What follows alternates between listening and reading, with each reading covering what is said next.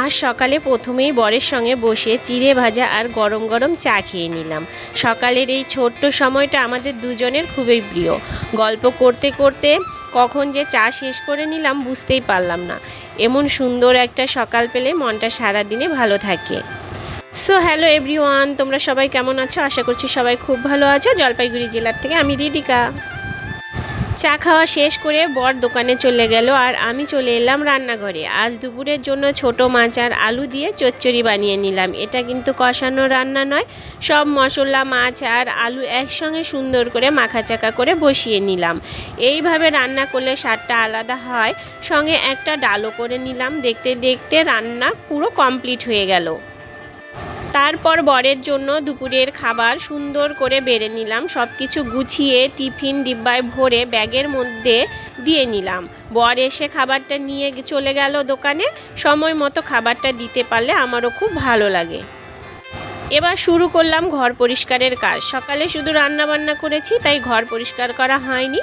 প্রথমে dressing table, showcase আর ঘরের যতটুকু আসবাবপত্র আছে সব কিছু সুন্দর করে মুছে নিলাম। আমাদের ঘরটা খুব বড় নয়, আর গরিবের সংসারে বেশি আসবাবপত্রও থাকে না। তবে ভগবানের আশীর্বাদে যা আছে তা নিয়ে আমি খুবই খুশি। নিজের ছোট্ট সংসারটাকে সুন্দর করে গুছিয়ে রাখতে আমার খুব ভালো লাগে। সুখ তো বড় বাড়িতে নয়, সুখ থাকে নিজের মনের শান্তিতে।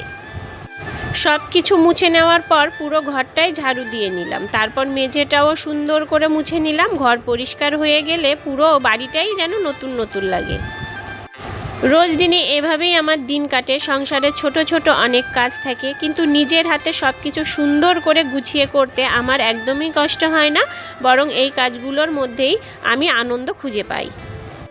ঘর মোছা শেষ করে এবার স্নান করে নিলাম। তারপর কিছু জামা কাপড় ছিল, সেগুলো ধুয়ে মেলে দিলাম। সব কাজ শেষ করে দুপুরের খাওয়া দাওয়া করে একটু বিশ্রামও নিয়ে নিলাম। আজকের ভিডিওটা তোমাদের কেমন লাগলো অবশ্যই কমেন্ট করে জানাবে। ভিডিওটা ভালো লেগে থাকলে একটা লাইক করে নিও। আর যদি এখনও আমার চ্যানেলটি সাবস্ক্রাইব না করে থাকো তাহলে অবশ্যই সাবস্ক্রাইব করে দিয়ে আমার পাশে থেকো। তোমাদের ভালোবাসা আর সাপোর্ট আমাকে প্রতিদিনের নতুন নতুন ভিডিও বানানোর সাহস দেয়। ভগবানের আশীর্বাদে সবাই ভালো থেকো, সুস্থ থেকো। দেখা হবে আবার নতুন একটা সুন্দর ব্লগে। ততক্ষণ পর্যন্ত টাটা। ও আর একটা কথা, যদি কোনো ভুল হয়ে থাকে তাহলে তোমরা আমাকে ক্ষমা করো।